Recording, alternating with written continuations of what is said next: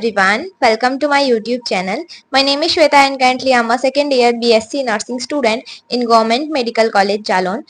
आज की वीडियो में हम बात करने वाले हैं नर्सिंग स्टूडेंट्स का रियल स्ट्रगल, मतलब सच्चाई जो हर किसी को नहीं पता अबाउट बीएससी नर्सिंग। ऐसी चीजें जो मैंने अभी तक आज की मतलब इस वीडियो से पहले कभी एक्सप्लेन नहीं करी हैं। मैंने आपको बहुत सारी वीडियोस में बताया है कि बीएससी नर्सिंग में क्या करियर स्कोप है, कैसे कर सकते हैं, बट इस वीडियो में हम बताएंगे कि अगर आप बीएससी नर्सिंग करने वाले हैं तो आपको कौन कौन सी चीजें जो है फेस करनी पड़ेंगी या फिर किन किन चीजों को आपको टॉलरेट करना पड़ेगा। तो वो सारी चीजें मैं आपको आज की इस वीडियो में बताऊंगी एंड इसमें हम क्लिनिकल से लेके क्लासेस, थ्योरी, सब कुछ सबके बारे में बात करेंगे। So let's start the video. इस वीडियो को मैंने ना 10 पॉइंट्स में डिवाइड करा है। उसी के अकॉर्डिंग हम बात करेंगे और ये 10 पॉइंट्स मैंने लिख रखे हैं ताकि मैं कोई भी पॉइंट मिस ना करूं। फर्स्ट पॉइंट है आपका थ्योरी क्लासेस या फिर क्लासरूम। देखो बहुत सारे कॉलेजेस में ना आपकी जो क्लासेस होती हैं वो 9 to 4 होती हैं, बट कहीं कहीं पे 9 to 5 क्लासेस भी होती हैं बीएससी नर्सिंग के लिए।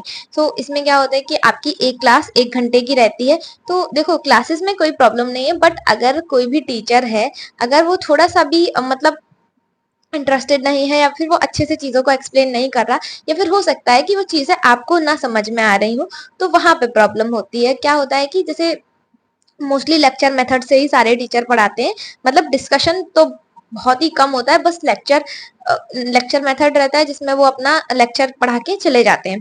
तो इसमें क्या होता है कि अगर टीचर इंटरेस्टेड है तो ठीक है, मतलब अच्छे से पढ़ा रहा है, सारे बच्चों को ध्यान दे रहा है तो ठीक है।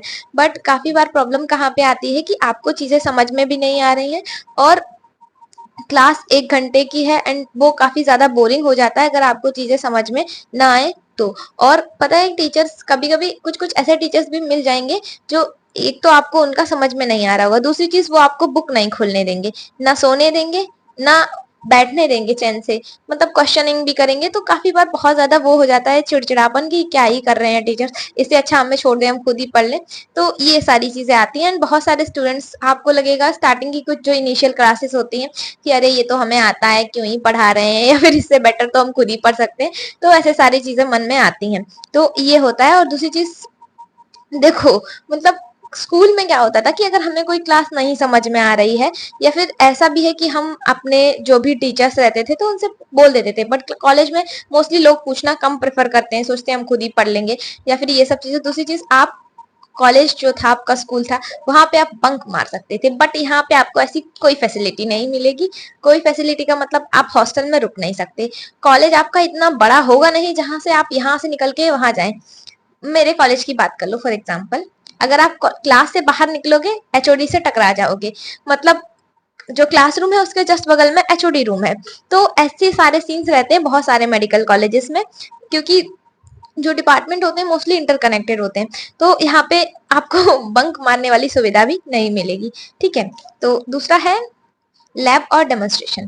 तो देखो क्लिनिकल्स में आपको जाने से पहले, मान लो आप जब क्लिनिकल्स में जाते हो तो आप कुछ प्रोसीजर्स करते हो, बट क्लिनिकल्स में जाने से पहले आपको डेमोन्स्ट्रेशन करवाया जाता है उन प्रोसीजर्स का। मतलब पहले वो प्रोसीजर्स आपको लैब में सिखाए जाएंगे, उसी के बाद आपको क्लिनिकल्स में वो प्रोसीजर्स परफॉर्म करने होते हैं। फॉर एग्जाम्पल, अगर किसी को आईएम इंजेक्शन लगाना है, आईएम इंजेक्शन का मतलब होता है इंट्रामस्कुलर इंजेक्शन, जो कि मसल्स में लगाया जाता है। अब वो आप ट्राइसेप्स में या फिर ट्राइसेप्स में लगा सकते हैं, या फिर ग्लूटियल मसल में लगा सकते हैं, या फिर डॉर्सो जो ग्लूटियल है वहां पे भी लगा सकते हैं। तो ये कुछ साइट्स होती हैं, जगह होती है जहां पे आप लगा सकते हो, बट उसका करेक्ट मेथड क्या होता है, कैसे लगाते हैं, तो ये सारी चीजें आपको लैब में बताई जाती हैं। जो फाउंडेशन लैब होती है वहां पे कुछ आपको डमीज मिल जाएंगे, तो उन डमीज के ऊपर टीचर्स या फिर जो भी फैकल्टी रहती है तो वो परफॉर्म करके दिखाती है, तब आपको सीखने को मिलता है। उसके बाद आपको परफॉर्म करना होता है पहले डमी पे, देन आप पेशेंट के ऊपर करते हैं, ठीक है। तो ये रहता है, ठीक है। और उसके अलावा जब वो डेमोन्स्ट्रेशन करवाते हैं तो काफी बार वो आप लोगों से भी डेमोन्स्ट्रेशन करवाएंगे।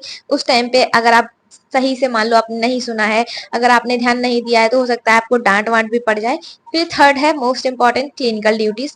तो क्लिनिकल ड्यूटीज फर्स्ट ईयर में आपकी 4 आवर्स की रहती है, मोस्टली 4 आवर्स की रहती है एंड ये मॉर्निंग इवनिंग डिपेंड करता है।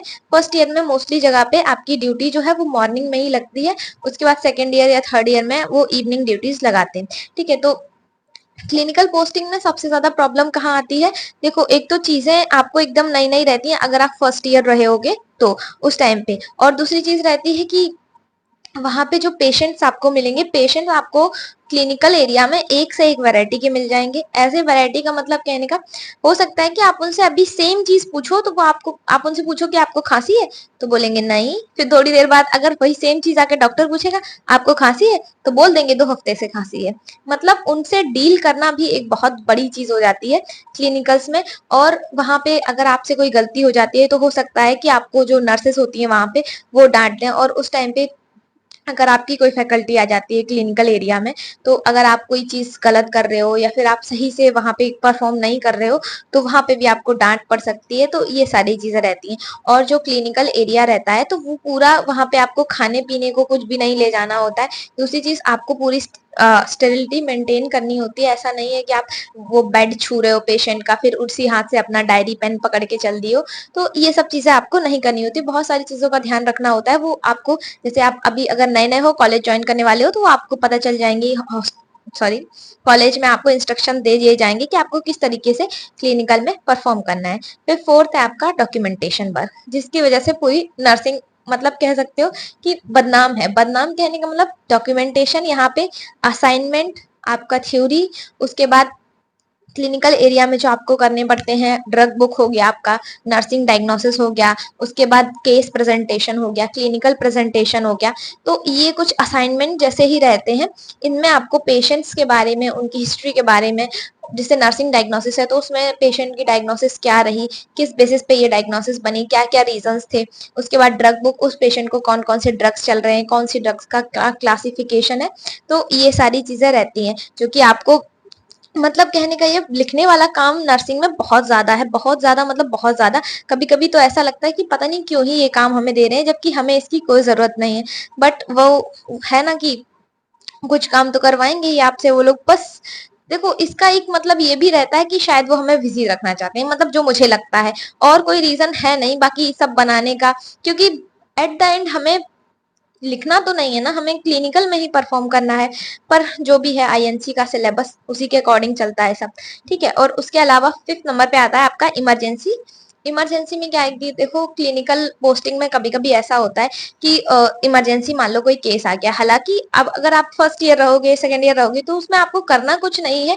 बस हो सकता है कि अगर वहां पे कुछ जैसे मेन नर्सेस जो होती हैं, अगर एक नर्स है वार्ड में तो आपको भी असिस्ट करना पड़ सकता है। मतलब मान लो आप कोई इंजेक्शन लोड करके दे रहे हो या फिर कोई भी इंस्ट्रूमेंट है जो पास कर रहे हो डॉक्टर्स के लिए, तो वो जो सिचुएशन होती है देखने के लिए, उसके लिए आपको इमोशनली स्ट्रांग बनना पड़ सकता है। हो सकता है कि वहां पे पेशेंट की डेथ भी हो जाए, तो अब आप वहां पे रो तो नहीं सकते ना देख के कि अरे डेथ हो गई आपको, क्योंकि वहां पे जो पेशेंट्स के फैमिली मेंबर्स रहते हैं वो पहले से परेशान रहते हैं। बट आप उनके सामने ऐसे रो नहीं सकते हो, कुछ भी अपना जाहिर नहीं कर सकते हो। तो वही है कि वहां पे आपको इमोशनली स्ट्रांग बनना पड़ेगा। अगर आप रोओगे तो वहां पे काम कौन करेगा, ये भी एक समस्या है। तो उसके लिए आपको इमोशनली स्ट्रांग बनना पड़ेगा। दूसरी चीज है कि स्टार्टिंग में जब हम जाते हैं तो हमें थोड़ा बुरा लगता है, 1-2 बार ज्यादा बुरा लगता है, उसके बाद बुरा तो हर बार ही लगता है। बट उसके बाद हम थोड़े स्ट्रांग हो जाते हैं। स्ट्रांग होने जाने का मतलब क्या है कि ठीक है, हम उस टाइम पे अपने आप को कंट्रोल कर सकते हैं। बस ऐसा नहीं कि हमें बुरा ही नहीं लगता स्टार्टिंग में। मतलब मुझे याद है फर्स्ट टाइम जब हमारी एक बार इमरजेंसी में ड्यूटी लगी थी, मतलब फर्स्ट टाइम नहीं था वो, सेकंड सेमेस्टर था या थर्ड सेमेस्टर था मुझे याद नहीं है। बट उस टाइम मैंने फर्स्ट टाइम देखा था किसी पेशेंट को, मतलब मेरी आंखों के सामने ही डेथ हो गई थी।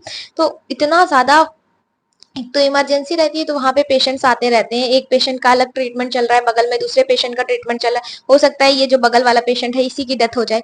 तो उस टाइम पे मैं, मतलब मुझे इतना ज्यादा खराब लग रहा था, मैं सच में रोने लगी थी। उसके बाद मैम मुझे डांट रही है कि तुम रो रही हो तो ये बताओ क्या तरीका है, पेशेंट के सामने रो रही हो, ये वो। तो वही सब चीजें हैं कि आप अगर ऐसा करोगे तो आपको भी डांट पड़ेगी, ऑलरेडी मुझे तो पड़ ही चुकी है एक बार। उसके बाद है टीचर प्रेशर एंड इवेल्युएशन। वही सेम चीज जो मैंने आपको भी बताई थी कि जैसे आप क्लिनिकल पोस्टिंग में हो, उस टाइम पे आपके जब प्रैक्टिकल्स वगैरह होते हैं ना, तो उस टाइम पे भी आपकी क्लिनिकल्स ड्यूटी लगाते हैं। मतलब जो, मतलब आपकी जो बेइज्जती है ना वो पेशेंट के सामने ही करेंगे। कहने का मतलब, क्लिनिकल एरिया में आपकी ड्यूटी लगेगी कि वहां पे आपको एक पेशेंट अलॉट किया जाएगा। उस पेशेंट का आपको सब कुछ करना है, उसको मेडिकेशन एडमिनिस्ट्रेशन करना है, उसकी केयर करनी है, उसको क्या खाना पीना मिल रहा है, कहने का मतलब उसका डाइट क्या है वो सब आपको पता होना चाहिए, क्या डिसीज है, किस अकॉर्डिंग उसको ये ड्रग वगैरह जो हम दे रहे हैं वो दे रहे हैं। ठीक है, तो वो सारी चीजें आपको पता होनी चाहिए। फिर टीचर्स तो आएंगे आपका जो भी इवेलुएट करने के लिए, देखने के लिए। हो सकता है वो लोग आपको डांट दें अगर आप कोई चीज गलत कर रहे हो। प्लस बाहर से जो एक्सटर्नल एग्जामिनर आता है वो भी आपका क्लिनिकल एरिया में ही आएगा। तो वहां पे अगर आप कुछ मान लो गलत करते हो या किसी क्वेश्चन का आंसर नहीं दे पाते हो, तो हो सकता है कि जो एक्सटर्नल एग्जामिनर आएगा वो आपको बोलेगा कुछ नहीं, उसके बाद आपकी जो खुद की जो कॉलेज की फैकल्टी होती है वो धोके चली जाती है। वो इतना सुना देगी कि हो सकता है आपको वहीं पे रोना आ जाए, क्योंकि ऑलरेडी वहां पे पेशेंट, उसके फैमिली मेंबर सब लोग रहते हैं, तो वो चीज बहुत ज्यादा खराब लगती है। उसके बाद है सेल्फ स्टडीज एग्जाम्स। तो यही है, इतना सब क्लिनिकल हो गया, आपका असाइनमेंट हो गया, उसके बाद क्लासेस हो गई, एंड ये सब जो मैंने अभी आपको एक्सप्लेन किया। उसके अलावा आपके लास्ट में जो 6 मंथ्स के लास्ट में आपके एग्जाम होते हैं, सेमेस्टर एग्जाम, तो उस टाइम पे आपको खुद से पढ़ना भी होता है, क्लिनिकल भी मैनेज करना है, क्लासेस भी मैनेज करनी है। ऑल्दो आपको टाइम दिया जाएगा पढ़ने का, बट ऐसा नहीं है कि सब बोलते हैं कि हम एग्जाम, इवन मैं खुद बोलती हूँ एग्जाम के एक दिन पहले पढ़ते हैं सब, मतलब ये सब बोलने के लिए अच्छा है, बट नर्सिंग में आप एक दिन पहले पढ़ के पास हो ही नहीं सकते। ये मतलब पॉसिबल ही नहीं है कि आप एक दिन पहले पढ़ के पास हो जाओ, क्योंकि इतना ज्यादा सिलेबस रहता है। जो पहले क्या होता था कि जब ईयर वाइज चलता था, तो हो सक मतलब उस टाइम पे क्या था, मान लो हमारे 4 सब्जेक्ट हैं, तो चारों सब्जेक्ट्स को हमें पढ़ के एक साल के लास्ट में पेपर देना होता था। अभी क्या कर दिया है, 2 सब्जेक्ट्स के पेपर हमें 6 महीने में देना है, 2 सब्जेक्ट्स का अगले 6 महीने में देना है। तो वो जो मोटी सी किताब है ना, वो हमें 6 महीने में पढ़ के ही उसका एग्जाम देना है। तो वो एक दिन पहले पढ़ के तुम पास हो ही नहीं सकते। तो उसके लिए तुम्हें अपना डेली ही टाइम निकालना पड़ेगा, जो क्लासेस हैं, जो क्लिनिकल्स हैं, या फिर जो भी आपके असाइनमेंट वगैरह है, उसको साइड में रख के आपको अलग से टाइम निकालना पड़ेगा डेली पढ़ने के लिए, तभी आप पढ़ पाओगे। और दूसरी चीज, नोट्स वगैरह आप अगर बनाओगे तो फिर उसमें भी तो टाइम लगेगा, ऐसा तो है नहीं कि बस बोल दिया और बन गए। तो इन सब के लिए भी आपको खुद से ही टाइम मैनेज करना पड़ेगा। दूसरी चीज ये है कि इन सबको छोड़ के जो सबसे इम्पोर्टेंट है, कम्युनिकेशन स्किल। देखो, नर्सिंग में आए हो तो तुम्हें ये चीज सीखनी पड़ेगी। मतलब अगर आपको कम्युनिकेशन अच्छे से नहीं आता है, तो आप अपनी ना तो अपनी बात बता सकते हो, ना ही सामने वाले की बात समझ सकते हो। फॉर एग्जाम्पल, अगर आप क्लासेस में तो चलो कोई नहीं, टीचर से आप थोड़ी देर के लिए इंटरेक्ट करते हो, बस 2-4 शब्द ही आपको बोलने होते हैं मैक्स टू मैक्स, अगर आपसे कोई क्वेश्चन पूछा जाता है। उसके अलावा आपका जो फ्रेंड सर्कल है, मतलब आपका जो आपके बैचमेट्स हैं, या फिर आप अगर हॉस्टल में रहते हो तो हॉस्टल में भी आपके जो फ्रेंड्स वगैरह होते हैं, तो उनसे भी अगर आपको अच्छे से बात करना नहीं आता, तो आपके दोस्त ही नहीं बनेंगे पहले तो। ठीक है, दूसरी चीज ये है कि मतलब मेन प्रॉब्लम जो आती है वो क्लिनिकल एरिया में आती है, क्योंकि हम पेशेंट से बात ही नहीं कर पाते हैं। जब हम बात नहीं कर पाएंगे तो हम अच्छे से उनकी हिस्ट्री नहीं ले पाएंगे, पूछ ही नहीं पाएंगे कि उनको क्या प्रॉब्लम है। अब यहाँ पे आ जाती है प्रॉब्लम ये वाली कि जैसे मैं, मतलब मेरे साथ क्या प्रॉब्लम हुई थी वो मैं आपको बता दे रही हूँ। जैसे मैं स्टार्टिंग में आई थी, तो मेरा है कि मैं थोड़ा, जैसे अभी बात कर रही हूँ आपसे, मतलब बोल रही हूँ, तो मैं इसी तरीके से बोलती हूँ। तो स्टार्टिंग में लोगों को लगता था कि मैं बहुत एरोगेंट हूँ और मैं बहुत अकड़ के बात करती हूँ, बट मैं ऐसे ही बोलती हूँ, मेरा ये टोन ही है। तो यही चीज समझाने के लिए मुझे 1 से 1.5 महीना लग गया था कि मेरा टोन ही यही है, मैं ऐसे ही बात करती हूँ। क्योंकि जब मैं बोलती थी तो सबको लगता था कि मैं बहुत अकड़ के बोल रही हूँ, मतलब मैं लड़ाई करना चाहती हूँ, बट ऐसा नहीं है, मेरा टोन ही यही है। बट अब लोग समझ गए हैं, लेकिन स्टार्टिंग में मुझे यही सेम चीज समझाने के लिए कितना ज्यादा मतलब दिक्कत हुई थी। तो यही सारी चीजें हैं कि हो सकता है कि मैं पहले थोड़ा ज्यादा बोलती भी हूँ उस टाइप से, जैसे घर में सब बोलते रहते हैं तो आदत नहीं होती है। तो ये सारी प्रॉब्लम्स रहती हैं। फिर उसके अलावा अगर हम बात करें पर्सनल स्ट्रगल्स की, तो जैसे कि अब इतना सारी चीजें जब आप मैनेज करोगे, तो सिंपल सी बात है, आपको भी थोड़ी थकावट होगी। हो सकता है कि आपको फीवर हो और आपको कॉलेज जाना हो, और ऐसी बात नहीं है कि फीवर में आपको छुट्टी मिल जाएगी। इवन यहाँ पे तो जो फैकल्टी है ना, बोलती है अगर आपको वॉमिट हो रही है तो बोलेंगे कि वॉमिटिंग कोई डिसीज नहीं है, ये साइंस है, ये सिम्टम्स है, सिम्टम्स के लिए छुट्टी नहीं मिलेगी आपको। तो कभी कभी तो रोना आता है कि यहाँ हम मरे जा रहे हैं और ये लोग साइन सिम्टम समझाने में लगे हैं, बट सच में छुट्टी नहीं देते हैं। कभी कभी मतलब मोस्टली मिल जाती है, बट कभी कभी ऐसा होता है कि किसी, हो सकता है कोई और झूठ बोल रहा हो, तो उसके चक्कर में आपको छुट्टी ना मिले, बोलेंगे कि वो ऐसे बोल रहा था, उसको तो कोई दिक्कत नहीं थी, आप भी ऐसे ही बोल रहे होगे। तो ये सारी चीजें कभी कभी फेस करनी पड़ती हैं, बट हर बार नहीं, डिपेंड ऑन टीचर। ठीक है, तो ये सारी चीजें भी होती हैं कि हो सकता है कि आपका कमर दर्द हो रहा हो, लेकिन फिर भी आपको क्लिनिकल ड्यूटी तो करना ही पड़ेगा। तो ये सारी चीजें रहती हैं, प्लस छुट्टी वगैरह थोड़ी कम मिल पाती है, क्योंकि आपको भी पता है कि आपके अभी जो पहले ईयर वाइज चलता था, तो उसमें आपको लगभग 1 महीने की छुट्टी आराम से मिल जाती थी। बट अभी सेमेस्टर वाइज हो गया है, 2 बार एग्जाम होने होते हैं, उसमें भी 2 बार आपके सेशनल होंगे, फिर आपका यूनिवर्सिटी एग्जाम होगा, कहीं कहीं पे तो पीयू भी करवाते हैं, प्री यूनिवर्सिटी, मतलब 6 महीने में, समझ रहे हो, 4 बार एग्जाम। अभी पहले हमारे होते थे 6 महीने में 4 बार एग्जाम, अभी बस 3 बार होते हैं, 2 सेशनल और 1 मेन एग्जाम। तो ये सारी चीजें रहती है, तो इस बीच में फिर छुट्टी उतनी नहीं बच पाती है, और अगर बचेगी भी तो आपको मैक्स टू मैक्स 1 हफ्ते की छुट्टी मिलती है एग्जाम के बाद, या फिर अगर मान लो बीच में कोई त्योहार है तो उस टाइम पे आपको छुट्टी मिल जाएगी।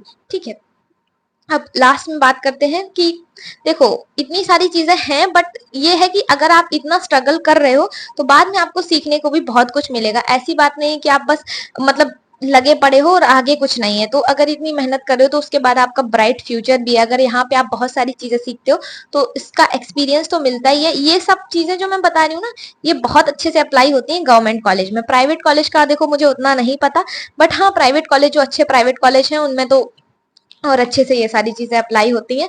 बाकी एवरेज का तो मुझे कुछ उतना कुछ आइडिया नहीं है, बट हाँ मोस्टली चीजें सबके लिए सेम ही है।